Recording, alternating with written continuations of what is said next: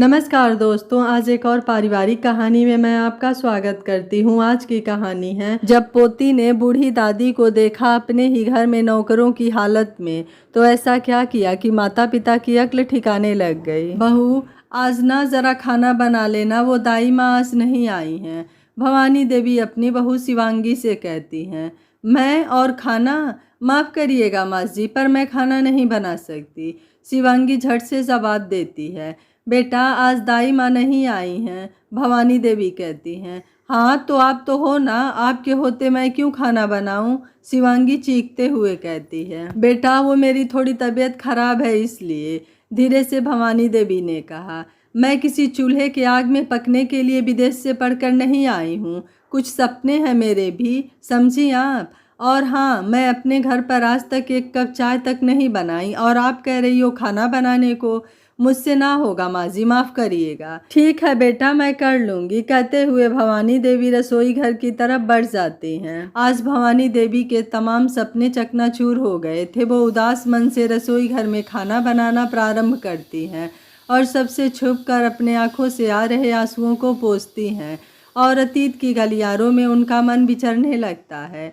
इन्हीं बच्चों के लिए उन्होंने किसी भी चौखट गुरुद्वारे पर माथा टेकना नहीं छोड़ा था। किसी समय पूरे गांव के मालिक और मालकिन हुआ करते थे उनके पति दारा सिंह जी और भवानी देवी जी। मालिक, 2 जुड़वा बच्चे हुए हैं, एक लड़का है और एक लड़की, दाई माँ कहती हैं। सच कह रही हो दाई माँ, मेरे 2 बच्चे हुए हैं, दारा सिंह कहते हैं।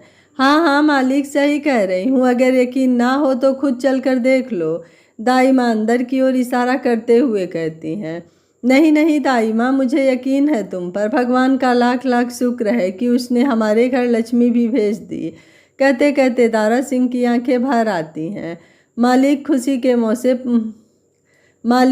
के मौके पर आपकी आंखों में आंसू? दाई माँ आश्चर्य से पूछती हैं। नहीं नहीं दाई माँ, ये तो खुशी के आंसू हैं। मैं तो उम्मीद ही छोड़ बैठा था कि मैं कभी बाप भी बनूंगा, मुझे भी संतान सुख होगा, पर भगवान की महिमा तो देखो, एक नहीं 2 बच्चे वो मुझे दे दिए, दारा सिंह कहते हैं। दरअसल दारा सिंह गांव के बहुत बड़े जमींदार हैं। पूरा गांव दारा सिंह को मालिक कहकर पुकारता है। दारा सिंह जितने बड़े जमींदार हैं, उतना ही बड़ा उनका दिल। उनके होते हुए उस गांव में कोई भी दुखी नहीं रह सकता था, और ना ही कभी कोई भूखा। दारा सिंह गाँव के हर एक इंसान की ज़रूरत को पूरा करते हैं और गांव वाले की खुशी के लिए हर संभव प्रयास। गांव वालों से जितना प्रेम दारा सिंह करते हैं, उतना ही प्रेम गांव वाले भी अपने मालिक दारा सिंह से करते हैं। दारा सिंह के शादी के करीब 15 साल हो गए थे और एक भी बच्चा नहीं हुआ था, जिसके कारण दारा सिंह सहित पूरे गांव वाले परेशान थे। दारा सिंह अपनी धर्मपत्नी से बहुत प्यार करते थे, जिसके कारण वो दूसरी शादी नहीं करना चाहते थे। कई जगह मन्नत, झाड़ फूक, इलाज के बाद आज जाकर दारा सिंह के घर किलकारी गूंजी, वो भी एक नहीं 2 बच्चों की। आज दारा सिंह के खुशी का ठिकाना नहीं था। आखिर खुशी भी क्यों ना हो, इतने सालों के इंतजार के बाद आज फल जो मिला है। कैसी बात कर रहे हो आप मालिक, पूरे गांव की दुआएं आपके साथ थी, दाई माँ कहती हैं। हाँ दाई माँ, सही कह रही हो तुम, दारा सिंह ने कहा। अब ये सब छोड़िए मालिक, और जल्दी से मेरी बख्शीश निकालिए, इतनी बड़ी खुशखबरी जो दी हूँ, दाई माँ अपना हाथ आगे करती हुई कहती हैं। अरे दाई माँ, तुम बस केवल बख्शीश की बात करती हो, मैं तो पूरे गांव के साथ यह खुशी मनाना चाहता हूँ।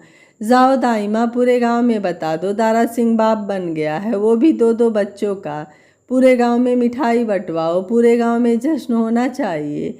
दाई माँ जश्न? दारा सिंह दाई माँ के हाथ में कुछ पैसे देते हुए कहते हैं। सदा सुखी रहिए मालिक, माँ लक्ष्मी की कृपा सदा आप पर बनी रहे, दाई माँ दारा सिंह को आशीर्वाद देते हुए कहती हैं। बस दाई माँ, तुम सबका आशीर्वाद और प्यार ऐसे ही बना रहे बस, दारा सिंह कहते हैं। अरे बस भी करो मालिक, अब जाकर अपने बच्चों से भी तो मिलाओ, मालकिन आप ही का इंतज़ार कर रही होंगी, दाई माँ कहती हैं। हाँ हाँ दाई माँ, मैं तो भूल ही गया था, बोलते हुए दारा सिंह अपने कमरे की तरफ जाते हैं। दारा सिंह की खुशी का कोई ठिकाना नहीं था आज, और खुशी भी क्यों ना हो, आज 15 साल बाद इतनी बड़ी खुशी जो मिली थी। दारा सिंह तेजी से अपने कमरे की तरफ बढ़ रहे होते हैं, और जाने के रास्ते में जितने भी नौकर चाकर मिल रहे थे, सभी को मुँह मांगी बख्शीश भी दे रहे थे। दारा सिंह का घर भी तो इतना बड़ा था, और हो भी क्यों ना, गांव के सबसे बड़े जमींदार जो थे। अले मेरा बच्चा, मेरा राजकुमार और मेरी राजकुमारी, कैसा है बच्चा? दारा सिंह कमरे के अंदर जाते ही पालने में झूल रहे बच्चों को पुचकारते हुए कहते हैं, मैं कहती थी ना आपसे, भगवान के घर देर है पर अंधेर नहीं। दारा सिंह की पत्नी भवानी देवी कहती हैं, हाँ तुम सही कह रही हो, भगवान ने हमारी सुन ली और हमें एक नहीं दो दो संतान दे दिए। दारा सिंह बच्चे को गोद में उठाते हुए कहते हैं, हाँ आप ही तो हिम्मत हार बैठे थे, लेकिन मैं कहती थी ना आपसे हमारा भी अपना बच्चा होगा, पर आप थे जो धीरज ही हार रहे थे। भवानी देवी मुस्कुराते हुए कहती हैं, हाँ सही कह रही हो तुम। अच्छा भवानी, ये देखो मेरी बेटी की नाक तो बिल्कुल मुझ पर गई है। दारा सिंह बच्चे को गोद में खिलाते हुए कहते हैं, वाह जी वाह, बेटी मेरी और नाक गई आप पर। भवानी देवी मुँह बनाते हुए कहती हैं, अरे मेरी रानी नाराज़ क्यों हो रही हो? दारा सिंह भवानी देवी के बगल में बैठते हुए कहते हैं, हटो जी, आपको थोड़ी भी शर्म नहीं आती है? अब दो बच्चों के बाप भी बन गए हो। भवानी देवी थोड़ा शर्माते हुए बोली, क्या हटो हटो, तुम क्या मेरी रानी नहीं हो? दारा सिंह हंसते हुए कहते हैं, जाओ जी आप बाहर की तैयारियां देखो। भवानी देवी बच्चे को अपने गोद में ली। बाहर की कौन सी तैयारी भवानी? दारा सिंह अनजान बनते हुए कहते हैं, ज़्यादा अनजान मत बनो आप, मुझे सब पता है। भवानी देवी बोली, क्या पता है तुम्हें? दारा सिंह अपनी जगह से उठते हुए कहते हैं, अरे अरे ऐसे चौंको मत, आप जो जश्न की तैयारी करवा रहे हैं मैं उसकी बात कर रही हूँ। बोलते हुए भवानी देवी हंसने लगती हैं। हे भोलेनाथ, तुम्हें कैसे पता? दारा सिंह कहते हैं, धर्म पत्नी हूँ आपकी, मुझे सब पता होता है। भवानी देवी बोली। दारा सिंह मुस्कुराते हुए अपने कमरे से बाहर की ओर निकल जाते हैं। पूरे गांव में चारों तरफ खुशियों का माहौल होता है, सभी नाच गा रहे हैं। सभी के चेहरे पर ऐसी खुशी छाई हुई थी जैसे कि मानो बच्चा दारा सिंह जी के यहाँ नहीं बल्कि उन सब के यहाँ पैदा हुआ हो। वैसे बच्चा तो पूरा गांव का ही हुआ है और खुशियाँ तो सबको मनानी ही चाहिए, क्योंकि उनके मालिक के घर एक बारिश जो पैदा हुआ है। नहीं तो गांव वाले भी उम्मीद छोड़ बैठे थे। गांव वालों को भी लगता था कि हमारा ठाट बाट बस मालिक तक ही है, पर अब उनमें एक नई उम्मीद जाग चुकी थी। मालिक के घर कुलदीपक का जन्म जो हो चुका था। दारा सिंह बच्चे के आने की खुशी में पूरे गांव में मिठाई बंटवाते हैं और अगले 6 दिनों तक गांव के आसपास के और भी 3 गांव तक को भोजन का निमंत्रण देते हैं। सभी गांव वालों को सख्त हिदायत दी जाती है कि कोई भी अपने घर में चूल्हा न जलाए। अब दारा सिंह गाँव के मालिक थे तो बात तो माननी ही पड़ेगी ना सबको। सभी दारा सिंह के कहे अनुसार अपने घर में चूल्हा नहीं जलाते। जब भी किसी को भूख लगती तो वो सीधे उनके पास पहुंच जाता और भर पेट स्वादिष्ट भोजन करके ही लौटता। इतिहास गवाह है, आज से पहले उस गांव में इतनी खुशी कभी नहीं आई थी जितनी कि अभी 2 बच्चों के आने से आई। मालिक, सच में आप हमारे भगवान हो। हम लोग जरूर पिछले जन्म में कोई पुण्य किए होंगे, तभी तो आप जैसा मालिक हमें मिला।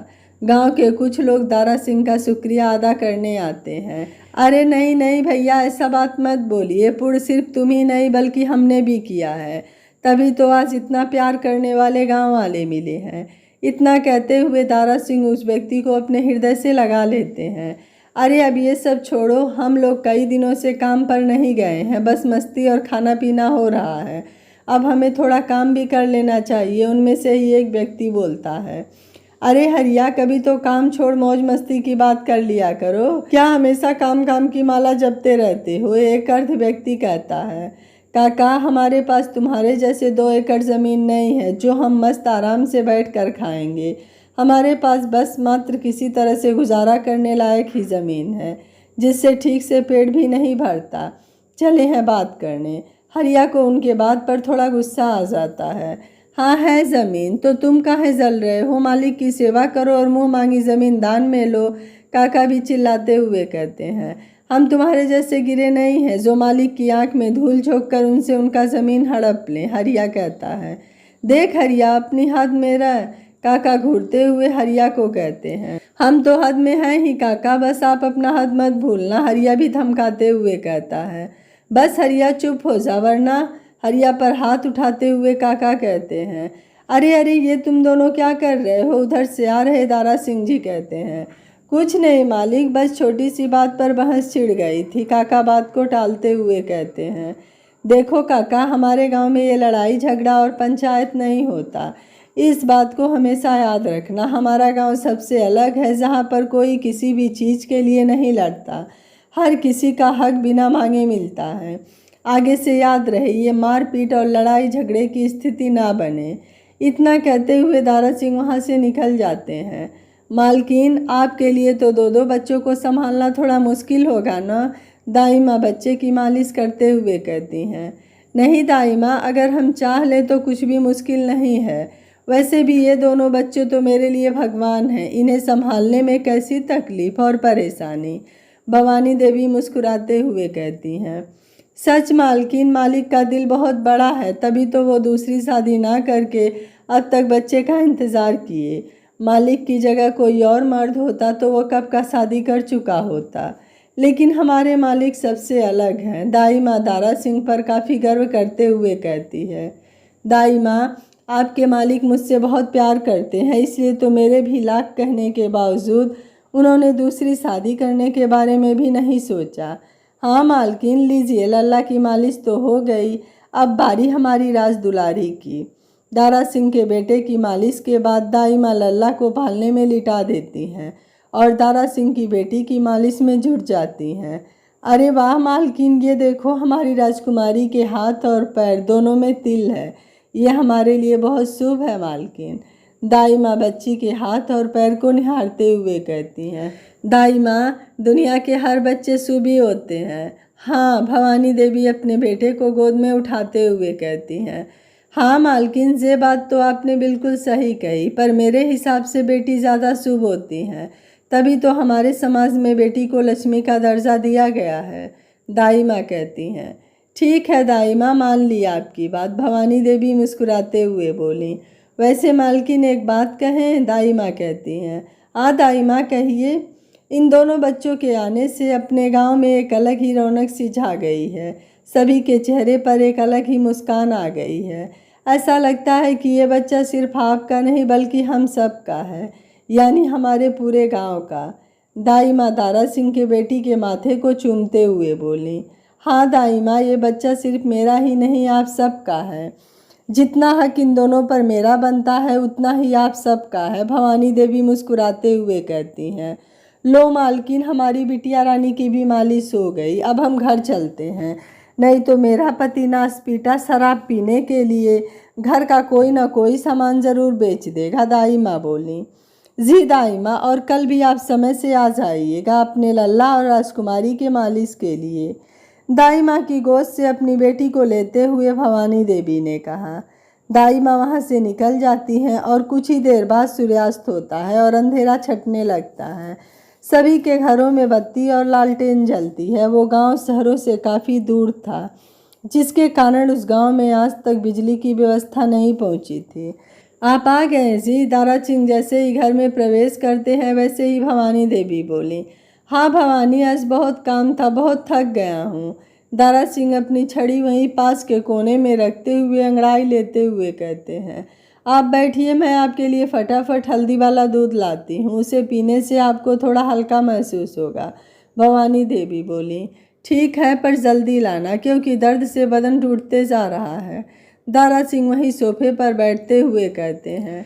ठीक है, अभी आई मैं, बोलते हुए भवानी देवी रसोई घर की तरफ बढ़ती हैं।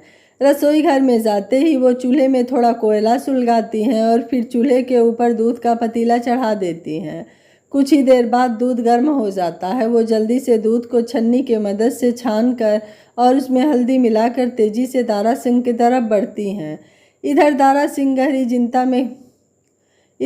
सिंह किसी गहरी चिंता में डूबे रहते हैं। क्या हुआ जी, सब ठीक तो है ना, भवानी देवी वहीं टेबल पर दूध का गिलास रखते हुए कहती हैं। हाँ हाँ हाँ भवानी, सब ठीक है, दारा सिंह हड़बड़ाते हुए बोले। फिर आपके चेहरे पर ये चिंता की लकीरें क्यों, कहते हुए भवानी देवी अपने साड़ी के पल्लू से दारा सिंह के माथे का पसीना पोंछती हैं। अरे कुछ नहीं, वो गांव में छोटा सा झगड़ा हो गया था, उसी के बारे में सोच रहा था, दारा सिंह झूठी मुस्कुराहट के साथ बोले। अच्छा, अब आप वो सारी चिंताओं को छोड़िए और मेरी बात सुनिए। हमारे बच्चे अब लगभग 1 महीने के हो गए हैं। अब हमें जल्द से जल्द उनका नामकरण करा देना चाहिए, भवानी देवी ने कहा। ठीक है, तो कल का कार्यक्रम रखते हैं, दारा सिंह बोले। कल? इतनी जल्दी सब कैसे होगा? भवानी देवी थोड़ा चिंतित होते हुए कहती हैं। सब हो जाएगा, अभी ही पूरे गांव में न्योता भिजवा देते हैं और सुबह सवेरे नामकरण कर देंगे दोनों बच्चों का, दारा सिंह कहे। हाँ, ये सही रहेगा, भवानी देवी काफ़ी प्रसन्नता से बोली। भवानी देवी के कहते ही पूरे गांव में ढोल बजाकर यह संदेश भिजवा दिया गया कि कल मालिक के यहाँ पूजा है, जहाँ सबको परिवार सहित आना है। गांव वालों दारा सिंह को इतना मानते थे कि वो रातों रात कल की पूजा की तैयारी कर दिए। कल सुबह होते ही पंडित जी को बुलाया गया और बच्चे के नामकरण की विधि आरंभ हो गई।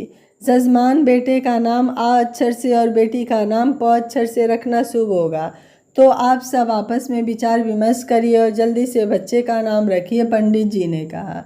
पंडित जी, हमारे बेटे का नाम आ से अश्विन और हमारी राज दुलारी का नाम प से पल्लवी। भवानी देवी मुस्कुराते हुए दोनों बच्चों का नाम रखती हैं। हमारी पल्लवी और हमारा अश्विन, दोनों बच्चों के सिर पर हाथ भरते हुए दारा सिंह कहते हैं। पूजा के बाद सभी प्रसाद ग्रहण कर खाना खाते हैं और अपने अपने कामों में जुट जाते हैं। वक्त के साथ अब दोनों बच्चे भी बड़े हो रहे थे, ऐसे में उनके पढ़ाई लिखाई और भविष्य की चिंता अब दारा सिंह और भवानी देवी को सताने लगी। गांव में कोई भी अच्छा स्कूल नहीं था जहां पर उन दोनों की पढ़ाई हो सके। अच्छे स्कूल के लिए दूर शहर जाना पड़ता था। वो 2 घंटे का रास्ता पार करने के बाद, सुनिए जी, वो मैं क्या कह रही थी कि हमें अब अपने बच्चों का दाखिला स्कूल में करा देना चाहिए। बचपन से ही पढ़ाई लिखाई की लत रहेगी तो अच्छा होगा, भवानी देवी दारा सिंह के पैर दबाते हुए बोले। हाँ भवानी, पर हमारे गांव में तो कोई अच्छा स्कूल है ही नहीं जहां पर हमारे बच्चे ठीक से पढ़ाई कर सकें, दारा सिंह अपनी चिंता जताते हुए बोले। क्यों ना हम बच्चों का दाखिला शहर के स्कूल में करा दे, भवानी देवी ने कहा। शहर? दारा सिंह शहर का नाम सुनकर ही चौंक उठते हैं। हाँ शहर, हम दोनों का दाखिला शहर में करा देते हैं, भवानी देवी कहती हैं। पर भवानी, उतना दूर कैसे? उतना दूर हर रोज़ आना जाना संभव नहीं होगा, दारा सिंह कहते हैं। आना जाना संभव नहीं होगा तो हम बच्चों को शहर में ही रख देंगे, भवानी ने कहा। भवानी, तुम्हारा दिमाग खराब है क्या? तुम अपने बच्चों को खुद से दूर करना चाहती हो, दारा सिंह चौंकते हुए कहते हैं। दूर कैसे होंगे? हम में से कोई एक बच्चों के साथ रह लेगा और क्या, भवानी देवी ने कहा। नहीं भवानी नहीं, ये संभव नहीं होगा। हमारे बच्चे कहीं नहीं जाएंगे, वो हमारे साथ ही रहेंगे और गांव के बच्चों की ही भांति यही सरकारी स्कूल में जाएंगे बस, दारा सिंह अपना फैसला सुना देते हैं। हाँ, तब तो आप अपने बच्चों को बड़ा आदमी बनाने का सपना ही छोड़ दीजिए, क्योंकि गांव के स्कूल में पढ़ना और ना पढ़ना बात बराबर है, भवानी देवी कहती हैं। भवानी, क्यों नहीं समझती हो? ना तो मैं बच्चों के बिना रह सकता हूँ और ना ही तुम्हारे, दारा सिंह अपनी मजबूरी बताते हैं। ठीक है, तो हम बच्चों को हॉस्टल में डलवा देते हैं, भवानी देवी कहती हैं। हॉस्टल का खान पान अच्छा नहीं होता, हमारे बच्चे कैसे रहेंगे वहाँ, दारा सिंह अपनी चिंता जाहिर करते हैं। तब तो हो गया कल्याण, हमारे बच्चे भविष्य में कुछ नहीं कर पाएंगे और उसके जिम्मेदार आप होंगे, भवानी देवी रोते हुए कहती हैं। अरे भगवान, अब तुम रोना बंद करो, भवानी की आंखों से आंसू पोंछते हुए दारा सिंह कहते हैं। नहीं, पहले आप वादा करो कि आप हमारे बच्चों को शहर नहीं भेजेंगे, भवानी देवी बोली। ठीक है मेरी माँ, भेज दूंगा। नहीं, पहले आप वादा करो कि आप हमारे बच्चों को शहर पढ़ने भेजेंगे, भवानी देवी कहती हैं। ठीक है मेरी माँ, भेज दूंगा। और कुछ, दारा सिंह कहते हैं। पक्का ना, भवानी अपना हाथ आगे बढ़ाते हुए वादा कराती हैं। हाँ पक्का, कहते हुए दारा सिंह भवानी जी से वादा करते हैं। दारा सिंह अश्विन और पल्लवी को बाहर शहर पढ़ने के लिए भेजने के लिए तैयार हो जाते हैं। सुबह होते ही दोनों बच्चों को शहर भेजने की तैयारी शुरू हो जाती है। भवानी देवी दोनों बच्चों के कपड़े तैयार कर बैग पैक करती हैं। इधर दारा सिंह शहर जाने के लिए गाड़ी की व्यवस्था में जुट जाते हैं। मालकिन, आपको नहीं लगता इतने छोटे छोटे बच्चों को हमें बाहर शहर में अकेला नहीं छोड़ना चाहिए, दाई माँ कहती हैं। नहीं दाई माँ, क्योंकि हमें उनका भविष्य देखना है। अगर हम उन्हें आज बाहर पढ़ने लिखने नहीं भेजते हैं तो कल अगर वो कुछ नहीं बन पाए तो हमें ही दोष देंगे, है ना। भवानी देवी काफ़ी भावुक होते हुए कहती हैं। मालकिन, बच्चों को दूर भेजते हुए आपका कलेजा नहीं कांपेगा, दाई माँ ने कहा। हाँ दाई माँ, पर दिल पर पत्थर रखकर बच्चों को भेजना तो पड़ेगा ना। कहते हुए भवानी देवी बैग उठाती हैं और बाहर की तरफ निकल जाती हैं। बच्चे तैयार हैं भवानी, दारा सिंह कहते हैं। हाँ, दोनों को मैं तैयार कर दी हूँ, आ ही रहे होंगे, भवानी देवी कहती हैं। भवानी, एक बार और सोच लो, क्या हमें सच में बच्चों को दूर शहर में भेजना चाहिए, दारा सिंह ने कहा। मैं अच्छे से सोच समझ कर ही बच्चों को बाहर भेजने का फैसला ली थी, जो कि अब नहीं बदल सकता, भवानी देवी ने कहा। माँ, हम लोग कहाँ जा रहे हैं, प्यारी सी मुस्कान के साथ पल्लवी कहती है। बेटा, आप दोनों भाई बहन शहर जा रहे हो पढ़ाई करने, भवानी पल्लवी को अपनी गोद में उठाते हुए कहती है। पढ़ाई, वो क्या होता है पिताजी, अश्विन अपने पिता से सवाल करता है। देखो भवानी, अभी इन्हें पढ़ाई का मतलब भी नहीं पता, फिर भी तुम इन्हें अपने से दूर कर रही हो, दारा सिंह अश्विन को गोद में उठाते हुए बोले। आज नहीं तो कल समझ जाएंगे, पर अभी इनका जाना जरूरी है, भवानी देवी बोली। मालिक, गाड़ी आ गई है, बाहर से हरिया कहता है।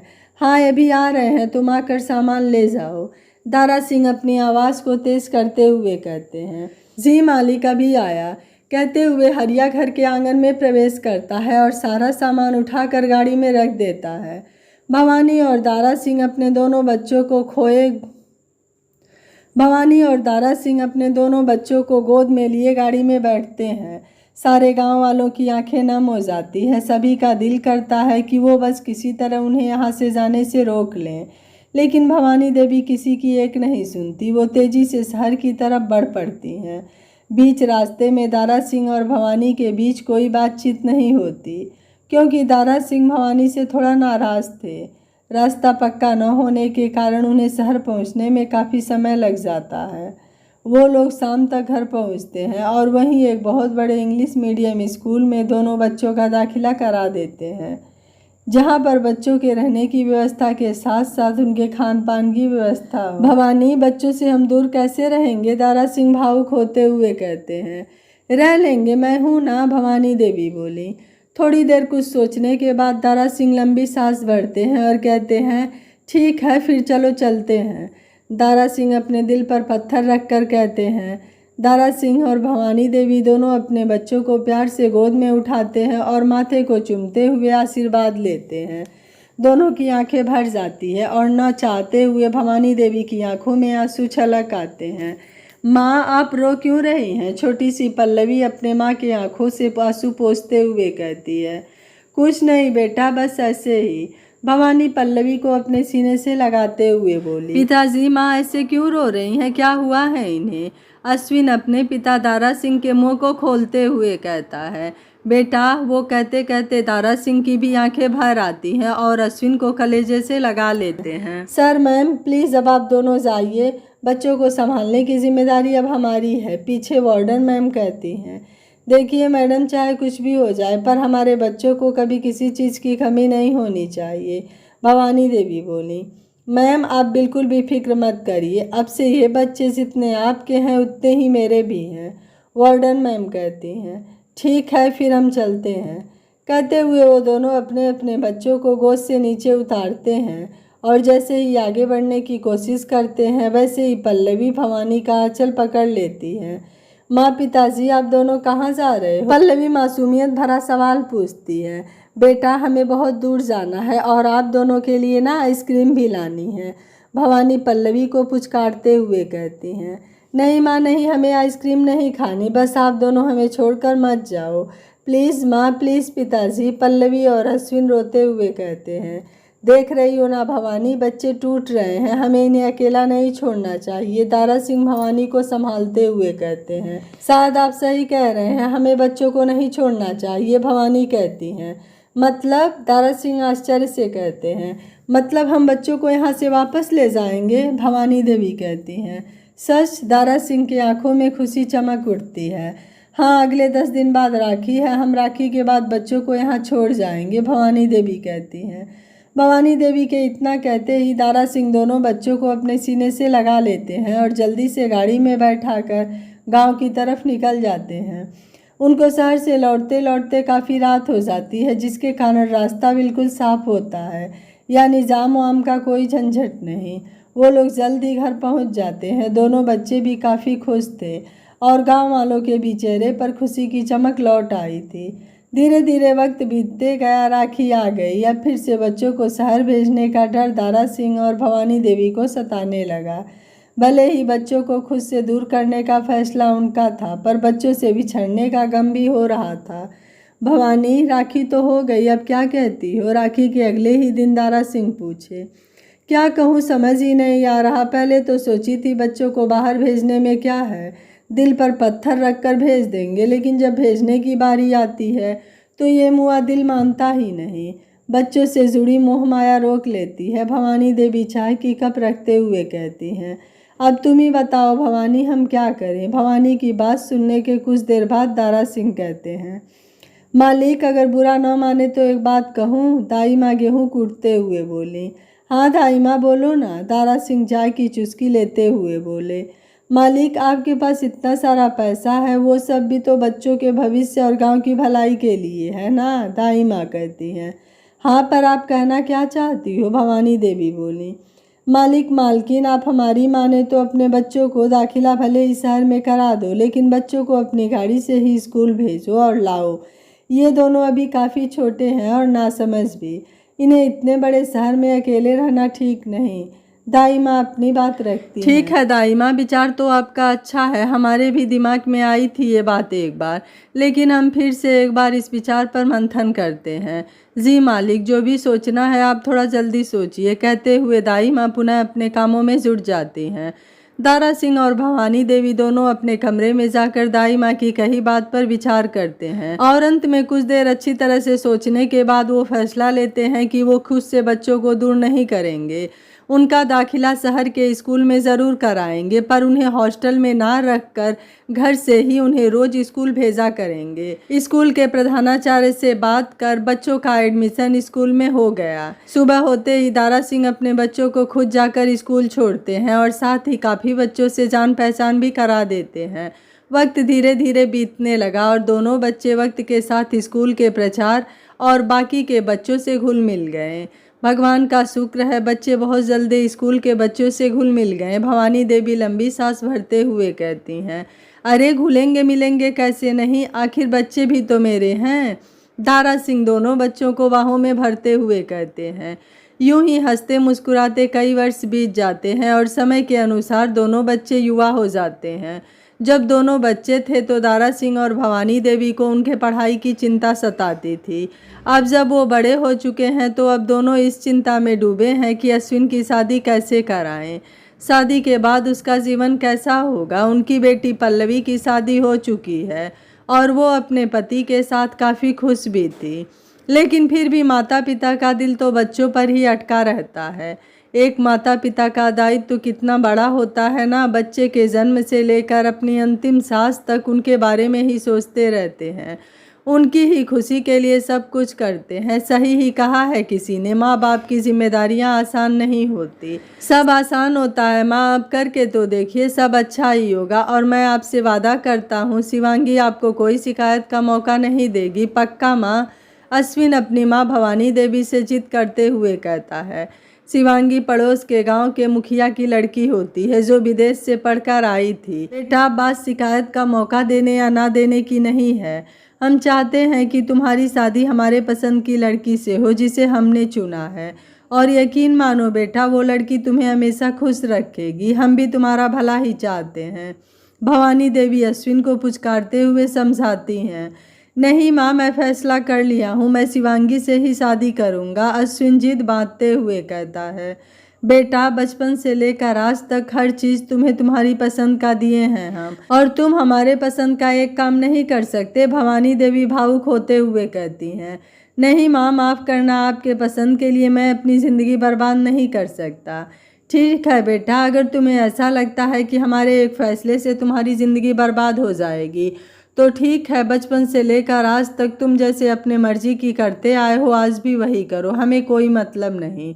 कहते हुए भवानी देवी अपना मुंह फेर लेती हैं और आंचल तले अपने आंखों के आंसुओं को पोंछती हैं। अरे माँ, अगर आप ऐसे नाराज हो गई तो हम कैसे खुश रहेंगे?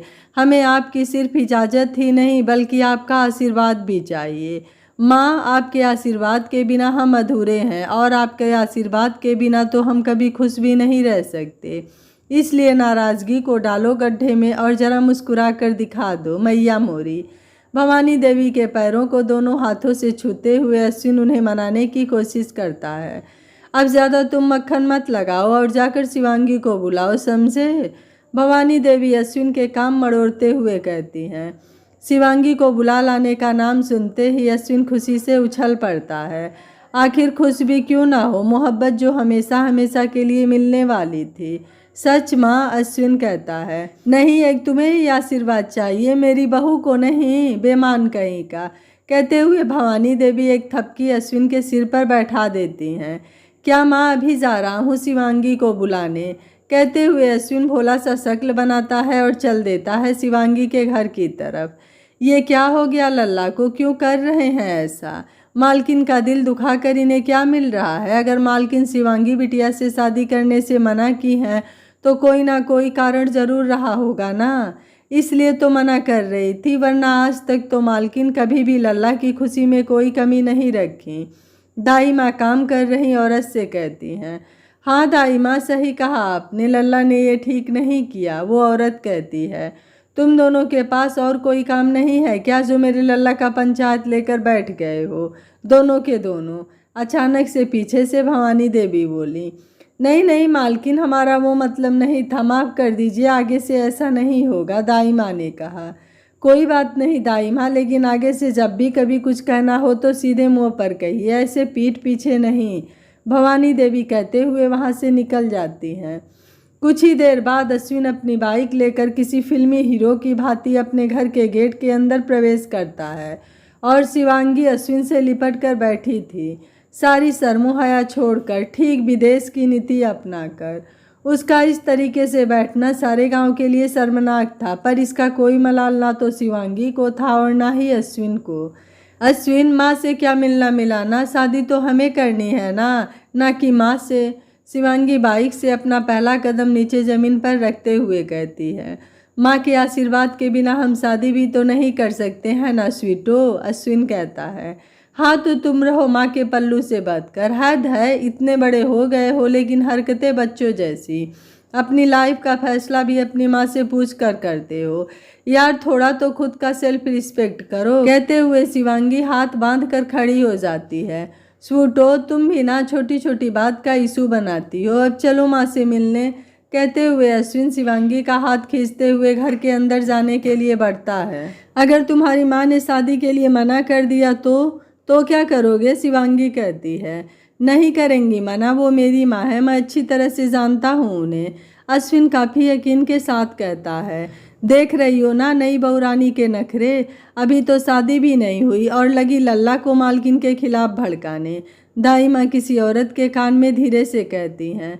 नौकर हो ना तुम इस घर की, तो अपनी औकात मत भूलो, शायद तुम्हें पता नहीं मैं कौन हूँ। आंखों को चमकाते हुए इतराते हुए शिवांगी कहती है। शायद शिवांगी दाई माँ की कानाफूसी सुन ली थी, जिसके कारण वो पिनक गई और इतराते हुए बोल पड़ी। नहीं नहीं मैडम, हमें माफ़ करना, हम तो ऐसे ही बात कर रहे थे।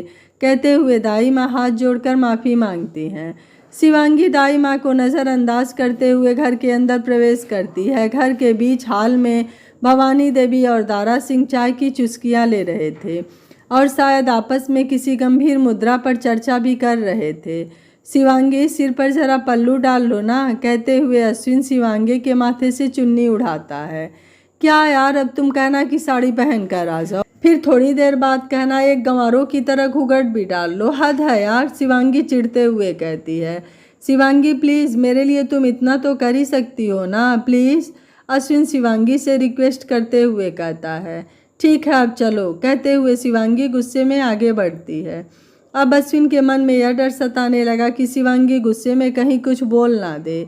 बेचारा लाचार होकर शिवांगी की तरफ देखते रह जाता है।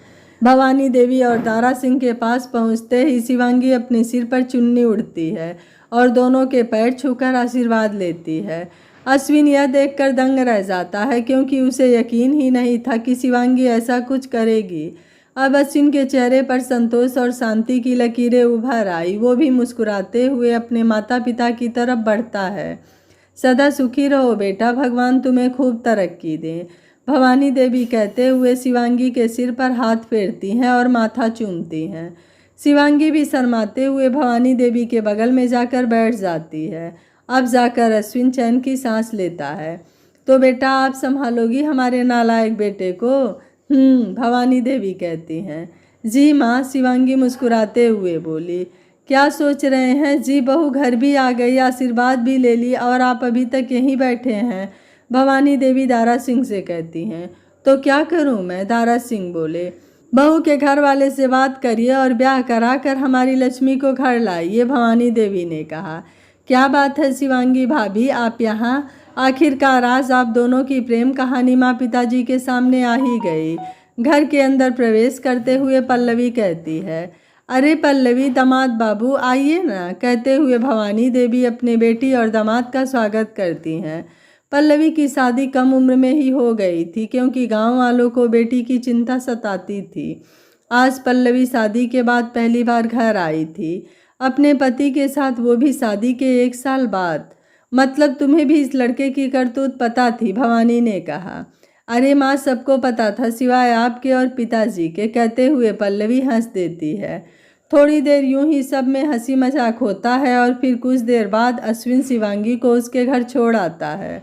उसके अगले दिन ही अश्विन के पिता शिवांगी के घर रिश्ता लेकर पहुंच जाते हैं। शिवांगी के घर वाले पहले से ही अश्विन को जानते थे, जिसके कारण वो एक बार में ही शादी के लिए मान जाते हैं।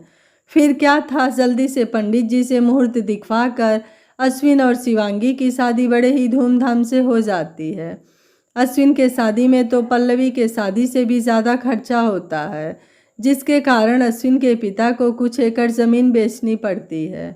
पूरे गांव को दावत दिया जाता है और बड़े धूमधाम से किसी राजा महाराजा की तरह शादी होती है। अब बहू रानी घर आ गई और भवानी देवी निश्चिंत हो गई अपनी जिम्मेदारियों से। उन्हें लगा चलो भाई, बूढ़ी हड्डियों को फुर्सत मिली। शिवांगी 1 नंबर की कामचोर और बिगड़ैल लड़की थी। आराम फरमाने और घूमने फिरने में 6 महीने का दिन निकल गया, पर शिवांगी ने 1 कप चाय तक नहीं बनाई थी। बहू आज ना ज़रा खाना बना लेना, वो दाई माँ आज नहीं आई हैं, भवानी देवी अपनी बहू शिवांगी से कहती हैं। मैं और खाना? माफ़ करिएगा माँ जी, पर मैं खाना नहीं बना सकती, शिवांगी झट से जवाब देती है। बेटा आज दाई माँ नहीं आई हैं, भवानी देवी कहती हैं। हाँ तो आप तो हो ना, आपके होते मैं क्यों खाना बनाऊं, शिवांगी चीखते हुए कहती है। बेटा वो मेरी थोड़ी तबीयत खराब है इसलिए, धीरे से भवानी देवी ने कहा। मैं किसी चूल्हे के आग में पकने के लिए विदेश से पढ़कर नहीं आई हूँ, कुछ सपने हैं मेरे भी, समझी आप। और हाँ, मैं अपने घर पर आज तक 1 कप चाय तक नहीं बनाई और आप कह रही हो खाना बनाने को, मुझसे ना होगा माँ जी, माफ़ करिएगा। ठीक है बेटा, मैं कर लूँगी, कहते हुए भवानी देवी रसोई घर की तरफ बढ़ जाती हैं। आज भवानी देवी के तमाम सपने चकनाचूर हो गए थे। वो उदास मन से रसोई घर में खाना बनाना प्रारंभ करती हैं और सबसे छुप कर अपने आंखों से आ रहे आंसुओं को पोंछती हैं। अरे माँ, आप रसोई घर में, आपकी तबीयत खराब थी ना, फिर आप क्यों? और दाई माँ कहाँ हैं? इतना सुनते ही भवानी देवी अपने अतीत से बाहर आ गईं। रसोई में काम करते देख पल्लवी दौड़कर अपनी माँ के पास आती है और पूछती है, दाई माँ आज नहीं है बेटा? तो भाभी है ना, मैं हूँ, हम दोनों करेंगे काम, आप चलो बाहर, कहते हुए पल्लवी भवानी देवी का हाथ काम से छुड़ाकर जबरदस्ती बाहर ले आती है। नहीं बेटा, बहू अभी नई नई आई है, उसे रहने दे, हम दोनों मिलकर काम कर लेंगे। नई कैसे माँ? उनकी शादी को 6 महीने हो गए, तो नई कैसे हुई? मैं तो अपने ससुराल में शादी के चौथे दिन से ही चूल्हा संभाल ली थी, फिर भाभी क्यों नहीं कर सकती? बहुत अच्छा ननद रानी, माँ जी के कान भर रही हो आप, बहुत खूब, पीछे से कहते हुए शिवांगी आती है। नहीं भाभी, रहने दो पल्लवी, तुम्हारे जैसे मुझे घर में नहीं पड़े रहना, विदेश से पढ़कर आई हूँ, मुझे नौकरी करनी है, इन 4 दीवारी के अंदर नहीं रहना, शिवांगी कहती है। भाभी शायद आप भूल रही हो, मैं घर के काम के साथ साथ इनके ऑफिस के कामों में भी मदद करती हूँ। हाँ, इसलिए तो 1 महीने से यहीं पड़ी हुई हो, शिवांगी ताना मारते हुए कहती है। शिवांगी की यह बात सुन पल्लवी रो पड़ती है और दौड़ते हुए अपने कमरे की तरफ चली जाती है। शिवांगी भी इतराते हुए अपने कमरे में चली जाती है। इधर भवानी देवी वहीं पर बैठकर फूट फूट कर रो पड़ती हैं, क्योंकि आज से पहले कभी भी भवानी देवी के घर कोई भी झगड़ा या विवाद नहीं हुआ था। घर तो क्या, दारा सिंह पूरे गांव में किसी के घर झगड़ा नहीं होने देते थे। अगर कभी ऐसी नौबत आती भी तो दारा सिंह सबको समझा बुझा कर शांत करा देते थे, लेकिन झगड़ा होने नहीं देते। पर आज की स्थिति एकदम विपरीत थी। आज झगड़ा और विवाद उनके घर से ही शुरू हो उठा था। पल्लवी अपने कमरे में जाकर किसी से फ़ोन पर बात करती है और जल्दबाजी में अपना सारा सामान अपने बैग में भरती है। तभी अचानक पल्लवी को याद आता है कि आज घर में खाना नहीं बना है और बुढ़ापा के कारण माँ की भी तबीयत खराब है और दाई माँ आज काम पर भी नहीं आई हैं। यह बात दिमाग में आते ही पल्लवी अपने गाल पर से आंसुओं को साड़ी के पल्लू से पोंछती है और लंबी सांस भरते हुए रसोई घर की तरफ बढ़ जाती है। कुछ ही देर बाद बाहर से गाड़ी के हॉर्न की आवाज़ आती है, लेकिन तब तक रसोई का सारा काम पल्लवी निपटा चुकी होती है। वो जल्दी से अपने हाथ को धोती है और साड़ी के पल्लू में ही अपना हाथ पोंछते हुए दरवाजे की तरफ भागती है। अरे, तुम तो बोल रही थी कि जल्दी आओ, लेकिन तुम खुद ही अभी तक तैयार नहीं हुई हो। बाहर दरवाजे पर से पल्लवी के पति हरिओम कहते हैं। हरिओम, आप आइए ना, बैठिए, बस 2 मिनट में तैयार होकर आती हूँ, पल्लवी ने कहा। हाय, क्या बात है, आज पतिदेव की इतनी याद आने लगी कि मैडम 2 मिनट में चलने की बात कर रही हैं। हरिओम काफ़ी रोमांटिक होते हुए कहता है। हरिओम पल्लवी से बहुत प्यार करता है। हरिओम, प्लीज़ अभी कोई मजाक मत करिए, मेरा मूड बहुत ख़राब है। अच्छा ही कब होता है, कहते हुए हरिओम पल्लवी को हल्का सा धक्का देते हुए घर के अंदर प्रवेश करता है। मैं चाय बना कर लाती हूँ, आप बैठिए, कहते हुए पल्लवी रसोई घर के तरफ बढ़ती है, लेकिन पीछे से हरिओम पल्लवी का हाथ अपनी तरफ खींच लेता है और पल्लवी सीधे हरिओम के सीने से जाकर लग जाती है। अब पल्लवी का भी मन शांत हो जाता है। तुम मुस्कुराते हुए ही अच्छी लगती हो, ऐसे गुस्से में तमतमाते हुए नहीं, हरिओम कहता है। हरिओम के इतना कहते ही पल्लवी का ध्यान टूटता है और वो अपने आप को हरिओम से छुड़ाती हैं और शर्माते हुए अपने कमरे की तरफ भाग जाती है। कुछ ही देर बाद पल्लवी गहरे लाल रंग की गोटे वाली साड़ी पहनकर अपना बैग लिए बाहर आती है। माँ, पिताजी, भैया, भाभी, कहाँ हो आप सब? आंगन से पल्लवी सभी को आवाज़ लगाती है। पल्लवी की आवाज़ लगाते ही सभी दौड़ते हुए बाहर आंगन में आते हैं। अरे दामाद बाबू, आप? भवानी देवी आश्चर्य से कहती हैं। जी माँ, कहते हुए हरिओम सभी का पैर छूकर आशीर्वाद लेता है। पर दामाद बाबू, यूँ अचानक कैसे आना हुआ? दारा सिंह पूछते हैं। वो पिताजी, इन्हें कुछ काम है और ये कुछ दिनों के लिए दिल्ली निकल रहे हैं। इनके जाने के बाद वहाँ मासी अकेली पड़ जाएंगी, इसलिए मुझे लेने आए हैं। हरिओम कुछ बोल पाता उससे पहले ही पल्लवी बोल पड़ती है। लगता है भाभी और ननद के बीच बगावत हुई है, तभी तो यूँ मेरी धर्मपत्नी झूठ बोलकर मेरे साथ जा रही हैं। मन ही मन सोचते हुए हरिओम चुप ही रहता है। माँ, पिताजी, हम निकलते हैं, कहते हुए दोनों आशीर्वाद लेते हैं और पल्लवी अपने ससुराल के लिए निकल जाती है। दारा सिंह और भवानी देवी भी समझ जाते हैं कि उनकी बहू की खरी खोटी सुनाने के कारण ही पल्लवी अपने ससुराल वापस चली गई। चाहकर भी भवानी देवी अपनी बेटी को जाने से रोक नहीं पाई, क्योंकि अभी कुछ ही देर पहले दोनों ननद भाभी के बीच झगड़े के साक्षी भवानी देवी बनी थी। अश्विन, मुझे भूख लगी है, मैं खाने जा रही हूँ, तुम्हें खाना है? शिवांगी कहती है। हाँ, ले आओ ना कमरे में, कहते हुए अश्विन अपने कमरे की तरफ बढ़ता है। इधर शिवांगी जल्दी से रसोई घर की तरफ जाती है। अब भवानी देवी अगले होने वाले नाटक के चिंता में डूबी थी, क्योंकि उन्हें लग रहा था कि खाना तो बना ही नहीं है। पर जब शिवांगी खाना परोसकर बाहर आई, तब जाकर भवानी देवी के चेहरे पर बेटी को लेकर गर्व की मुस्कुराहट आ गई। माँ जी, आप लोग भी खाना खा लीजिए, वरना खाना ठंडा हो जाएगा, कहते हुए शिवांगी अपने कमरे की तरफ बढ़ जाती है। दिन ब दिन शिवांगी का रवैया यूं ही खराब होते जा रहा था। इधर दारा सिंह और भवानी देवी की भी उम्र हो चली थी। वो ज़्यादा कुछ काम नहीं कर पाते थे। बेटा तो पहले से नालायक था, बहू के आने के बाद तो वो और भी नालायक हो गया। ना तो कोई नौकरी, ना ही पढ़ाई और ना ही पिता के किसी काम में हाथ बटाना। बस अपनी धर्म पत्नी की सेवा में लगा रहता। अश्विन के निढल्ले होने के कारण दारा सिंह अपनी ज़मीन बेचना शुरू कर दिए। आखिर पेट भरने के लिए तो कुछ चाहिए ही ना। वैसे गांव वाले उन्हें बहुत रोके मना किए, यहाँ तक कि कुछ लोग उनकी जिम्मेदारियां तक उठाने को तैयार हो गए, पर दारा सिंह को यूं मदद लेना पसंद नहीं था। धीरे धीरे करके दारा सिंह की सारी ज़मीनें बिक गईं। अब नाम मात्र के ही कुछ खेत बचे थे, जिसका उपजा अनाज वो सब खाते थे। शिवांगी और अश्विन के शादी को 5 साल हो गए। शिवांगी ने एक प्यारी सी नन्ही बेटी को जन्म दिया।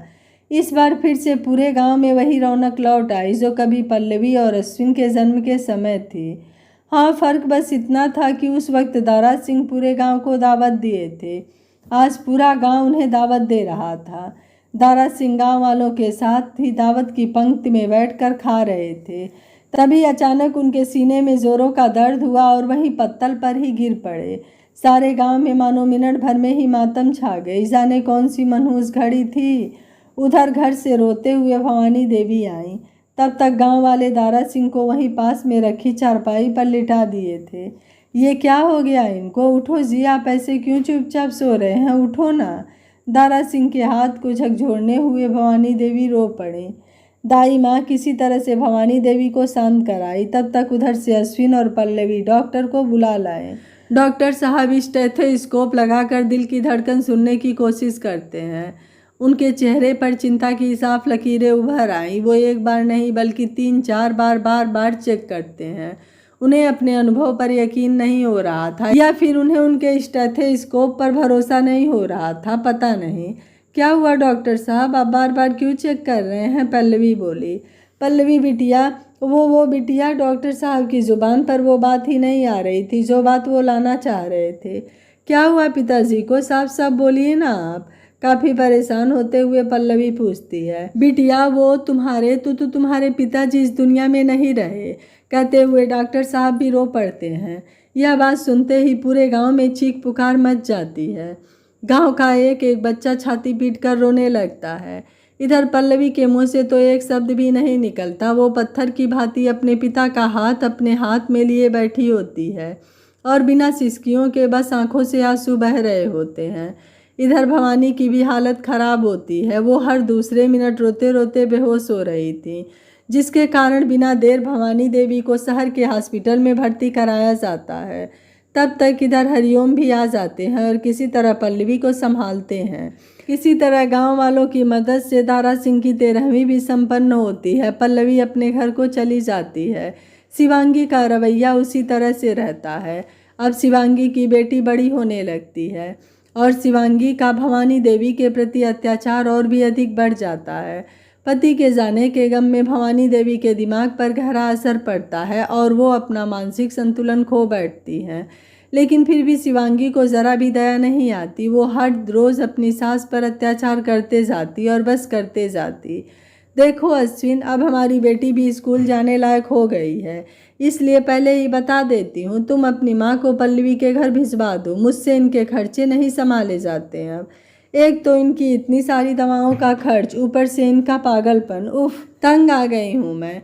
तो अश्विन कहता है, कैसे भेज दूँ माँ को पल्लवी के यहाँ? तुम ही बताओ कैसे भेजूँ? बहला फुसला कर जैसे भी हो, मुझे कुछ नहीं पता, बस तुम इनको भेजो, नहीं तो मैं चली जाऊंगी। वाह भाभी, क्या सिखा रही हो आप मेरे भाई को, शाबाश। बाहर दरवाजे पर खड़ी पल्लवी सारी बातें सुन लेती है और बोलती है, जब सब कुछ सुन ही ली हो तो ले जाओ ना अपनी माँ को। शिवांगी पल्लवी की तरफ बढ़ते हुए कहती है, हाँ भाभी, इसलिए तो यहाँ आई हूँ। आज बस आपके कमरे में यही बताने आई थी कि मैं माँ को ले जाने आई हूँ, क्योंकि मुझे भी अच्छी तरह से पता है माँ का कितना ख्याल आप दोनों रख रहे हो। इतना कहते हुए पल्लवी आंगन की तरफ भागती है और अपनी माँ का हाथ थामते हुए उठाती है। बेटा, कहाँ ले जा रही हो? भवानी देवी कहती हैं। माँ, आप मेरे घर चलो, यहाँ राक्षसों के बीच आपको नहीं छोड़ सकती। नहीं बेटा, मुझे यहीं रहना है। ये मेरे पति का घर है, यहाँ पर उनकी यादें जुड़ी है। मैं यहाँ से नहीं जाऊँगी। पर माँ, यहाँ पर आपकी देखभाल सही से नहीं हो पा रही है। जिद मत करो और चलो मेरे साथ। तुम्हें हरिओम की कसम है बेटा, कृपा करके मुझे यहीं रहने दो। हरिओम की कसम के आगे पल्लवी कुछ नहीं कर पाती और ना चाहते हुए भी उसे अपनी माँ की जिद के आगे झुकना पड़ता है। ठीक है माँ, आप यहीं रहो, पर मैं हर हफ्ते आपसे मिलने आऊँगी। पल्लवी अपनी माँ को गले से लगा लेती है और रो पड़ती है। हाँ हाँ, सिर्फ मिलने ही आना, खाली हाथ यूं ही, शिवांगी ताना मारते हुए कहती है। भाभी, क्या भाभी, तुम्हारी माँ के खर्चे कम है क्या? इतना पैसा तुम्हारे निठल्ले भाई नहीं कमाते जो इनका खर्च उठा सके। ठीक है भाभी, मैं दूंगी माँ के रहने, दवाई और खाने का पैसा। बोलिए टोटल कितना होता होगा महीने का? पर्स में हाथ डालते हुए शिवांगी कहती है। 10,000 होते हैं, लेकिन तुम हमारी अपनी हो इसलिए। शिवांगी कह ही रही होती है कि उतने में पल्लवी पैसों का 2 लिफाफा शिवांगी के हाथों में थमा देती है। 10 नहीं भाभी, 15,000 हैं। उम्मीद करती हूँ अब मेरी माँ को आप चैन से रहने दोगी। कहते हुए पल्लवी अपने माँ को उठाती है और उनके कमरे की तरफ बढ़ जाती है। बड़ी आई, अपने आप में बुदबुदाते हुए शिवांगी अपने कमरे में जाती है और सारे रुपयों को छुपाकर अलमारी में अपने कपड़ों के साथ रख देती है। अपनी माँ के कमरे में पहुंचाकर पल्लवी कुछ देर बाद अपने घर के लिए निकल जाती है। इसलिए मालकिन लल्ला को इस लड़की से शादी करने से मना कर रही थी। हमारी मालकिन कितनी भली है और उसके साथ बहू कैसा व्यवहार कर रही है। भगवान कभी खुशी ना दे, जैसे ये हमारे मालकिन के साथ कर रही है ठीक वैसा ही इसके साथ भी हो। मालिक जब तक थे तब तक तो किसी तरह सब ठीक था, लेकिन मालिक के जाने के बाद सब बदल गया। यहाँ तक कि बहू रानी की बदतमीजी पर लल्ला भी कुछ नहीं बोलता। मेरी हड्डियों में भी जान नहीं रही जो मैं मालकिन की सेवा कर सकूं। हे भगवान, कैसा दिन दिखा रहे हो आप हमारी मालकिन को। उससे अच्छा होता मालिक के साथ ही इनको भी उठा लिए होते। कहते कहते दाई माँ रो पड़ती हैं। नहीं दाई माँ, आप ऐसे मत रो, सब ठीक हो जाएगा। आज नहीं तो कल बहू रानी समझ ही जाएगी, दाई माँ की बहू कहती है। नहीं बेटा, ये राक्षसी नहीं समझने वाली। हमें भी काम से निकाल दिया और अब घर के अंदर भी आने नहीं देती।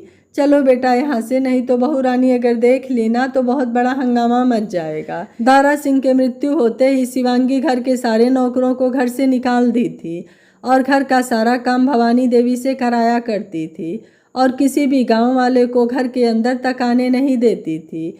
वक्त बीतता गया, शिवांगी का अत्याचार भवानी देवी के प्रति और भी बढ़ता गया। पल्लवी के रूप में भेजने के बावजूद भी वो माँ का बिल्कुल भी ख्याल नहीं रखती थी। उससे भी बड़ी बात उनका खुद का बेटा अश्विन भवानी देवी पर हो रहे अत्याचार पर एक शब्द नहीं बोलता था।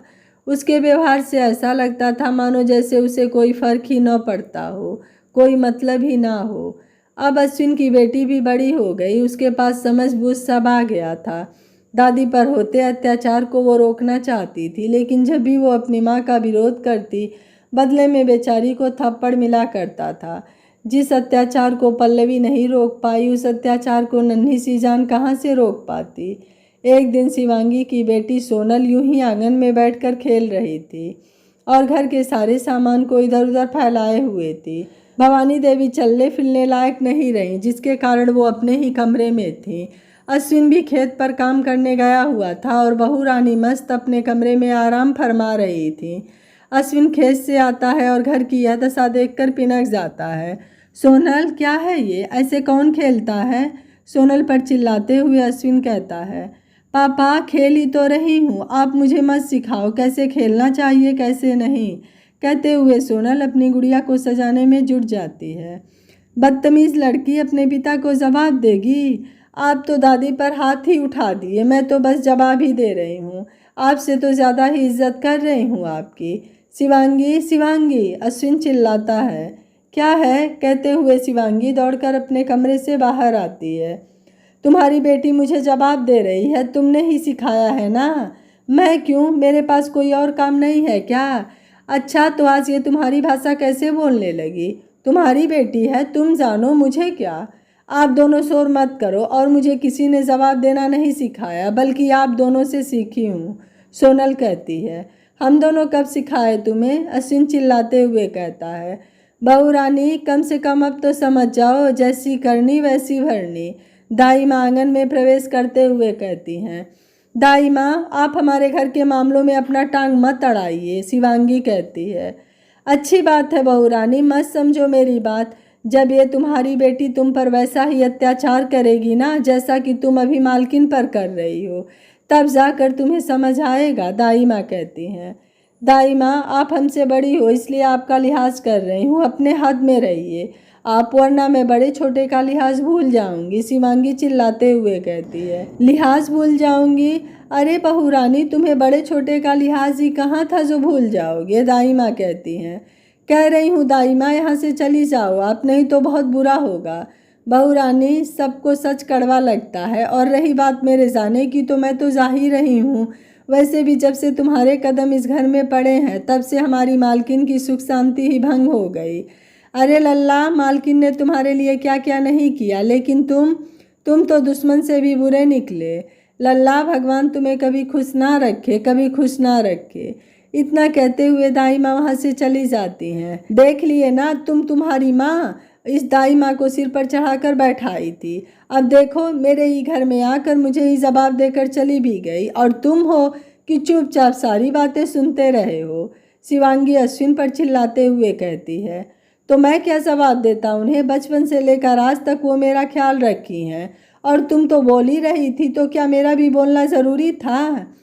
क्या आप दोनों चिक चिक कर रहे हो, उधर जाकर लड़ो ना, मुझे खेलना है, सोनल कहती है। देख रही हो तुम्हारी चिक चिक का नतीजा, अभी से ही सोनल हमें जवाब देने लगी है, अश्विन कहता है। हाँ, तो मेरे इसमें अकेले की गलती थोड़ी ही ना है, तुम भी तो उतने ही जिम्मेदार हो। आप दोनों के समझ में नहीं आ रहा, मैं खेल रही हूँ यहाँ, आप दोनों के चिक चिक के कारण मैं सही से खेल नहीं पा रही हूँ। चुप कर सोनल, कहते हुए अश्विन एक जोड़ का चाटा सोनल को रसीद कर देता है। पापा, दादी आप पर कभी हाथ नहीं उठाई थी ना, सोनल रोते हुए कहती है। नहीं, गलती से भी नहीं, अश्विन गर्व के साथ कहता है। क्यों? क्योंकि मैं तुम्हारी तरह बदतमीज़ नहीं था। काश उठा दी होती तो आज उन्हें यह दिन देखना नहीं पड़ता, अपने गाल को सहलाते हुए सोनल कहती है। क्या मतलब? शिवांगी बोली। कुछ नहीं मम्मी, शायद नाना नानी भी आप पर हाथ नहीं उठाएं, तभी तो आज आप दोनों अपनी माँ को जवाब देते हो, उन्हें परेशान करते हो, यहाँ तक कि उनके दवाई और खाने का खर्च भी बुआ से लेते हो। जो माँ आपको इतना बड़ा की, उस माँ की ज़िंदगी आप दोनों नर्क बना दिए हो। I hate you mummy papa, I hate you, कहते हुए सोनल वहाँ से चली जाती है। आज सोनल के एक जवाब ने अश्विन को अंदर तक झकझोर कर रख दिया। शायद उसे समझ आ गया कि जब वो अपनी माँ के साथ गलत व्यवहार करता है या उन्हें पलट कर जवाब देता है तो उसकी माँ को कितना बुरा लगता है। सोनल के जाते ही अश्विन वही ज़मीन पर सिर पकड़कर धड़ाम से गिर जाता है। आज अश्विन के पास कोई शब्द नहीं था, बस उसके आंखों में पश्चाताप के आंसू थे। अश्विन, कहते हुए शिवांगी अश्विन के कंधे पर हाथ रखती है। शिवांगी, हम माँ के साथ बहुत गलत किए हैं, शुरू से ही पल्लवी हमें समझाती रही, पर हम पल्लवी की एक बात नहीं माने। शिवांगी, भगवान हमें कभी माफ़ नहीं करेगा, हम माँ के साथ बहुत गलत किए हैं, कहते हुए अश्विन फूट फूट कर रो पड़ता है। हाँ अश्विन, जब आज हमारी सोनल हमें पलट कर जवाब दी तो हमें समझ आया माँ का दुख, हमें अभी चलकर माँ से माफ़ी मांगनी होगी। मैं तो जब से इस घर में आई हूँ तब से आज तक माँ जी को सुख का एहसास भी नहीं दी, कहते हुए शिवांगी भी रो पड़ती है। हाँ शिवांगी, पर हम माफ़ी मांगे भी तो किस मुँह से? अरे हम तो इतने बड़े पापी हैं कि हमें बहू बेटा कहलाने का भी हक नहीं है, अश्विन रोते हुए कहता है। पर अश्विन, हमें तो माफ़ी मांगनी होगी ना। शिवांगी, हम माँ से कैसे नज़रें मिलाएंगे? अश्विन, माँ का दिल बहुत बड़ा होता है, वो हमें ज़रूर माफ़ कर देंगी, पर ऊपर वाला वो तो हमें कभी माफ़ नहीं करेगा शिवांगी। भैया, माँ ही भगवान है हमारी, माँ से बड़ा दुनिया में कौन है? पीछे से कहते हुए पल्लवी आती है। पल्लवी, तुम? हाँ भैया, मैंने आप लोगों की सारी बातें सुन ली है, आप माँ से माफ़ी मांगने चलिए, वो आपको ज़रूर माफ़ कर देंगी, कहते हुए पल्लवी अपने भाई अश्विन को सहारा देते हुए उठती है। पल्लवी अपने भाई और भाभी को माँ के कमरे में ले जाती है। आज अश्विन के पास इतनी हिम्मत नहीं थी कि वो अपनी माँ की नज़रों का सामना कर सके और माँ से माफ़ी मांग सके। माँ अपने बिस्तर पर बेजान पड़ी होती हैं, आंखों से आंसू बह रहे होते हैं, शरीर की त्वचा ढीली हो चुकी होती है और कमरे से बहुत ही गंदी दुर्गंध आ रही थी। दोनों धीरे से अपने कदमों को आगे बढ़ाते हैं और जाकर माँ के पैरों में गिर जाते हैं। माँ, हमें माफ़ कर दो, हम जानते हैं हम माफ़ी के लायक नहीं हैं, पर माँ, हमें ये भी पता है कि माँ का दिल बहुत बड़ा होता है, आज तक हमने जो आपके साथ किया वो दुनिया का कोई बेटा या बहू अपनी माँ के साथ नहीं करता होगा। माँ, हम माफ़ी के लायक तो नहीं है पर माफ़ करने की उम्मीद भी रखते हैं। अश्विन और शिवांगी दोनों एक साथ रोते हुए कहते हैं, मेरे लाल, मेरे बच्चे हमेशा माँ की नज़रों में बच्चे ही रहते हैं और उनकी गलतियाँ हमेशा माँ के लिए नादानी होती है। आजा मेरे बच्चे, कांपती हुई आवाज़ में भवानी देवी कहते हैं। अश्विन और शिवांगी दोनों भवानी देवी के गले से लग जाते हैं और फूट फूट कर रोते हैं। अब शिवांगी पल्लवी के यहाँ से रुपए भी लेना बंद कर दी थी और अपनी सास की दिल से सेवा करने लगी थी। शिवांगी की सेवा भाव से भवानी देवी धीरे धीरे ठीक होने लगती हैं, क्योंकि इस बार दवाई के साथ साथ प्यार जो मिल रहा था। बुढ़ापे में इंसान को दवाई से ज़्यादा अपनों के प्यार और सहानुभूति की ज़रूरत होती है। अश्विन ने दाई माँ को फिर अपने घर नौकरी पर रख लिया था, क्योंकि घर के सारे काम और घर संभालना शिवांगी के बस की बात नहीं थी। हाँ, यही बात बहुत थी कि शिवांगी धीरे धीरे सब कुछ सीख रही थी। भवानी देवी के घर में खुशियाँ लौट आई थी। सच ही कहते हैं, माँ का दिल बहुत बड़ा है। माँ जैसे दूजा कोई नहीं है। जीवन में कोई भी काम करना या न करना, माँ का दिल कभी मत दुखाना। जो पुण्य आपको ऊपर वाले की माला की जाप में मिलता है, वही पुण्य आपको माता पिता की सेवा में मिलता है। यह कहानी आपको कैसी लगी, आप मुझे अपनी राय कमेंट बॉक्स में ज़रूर दीजिएगा। वीडियो पसंद आया है तो वीडियो को लाइक, शेयर एंड चैनल को सब्सक्राइब कर लीजिएगा। Thank you for watching. मिलते हैं अगली कहानी में।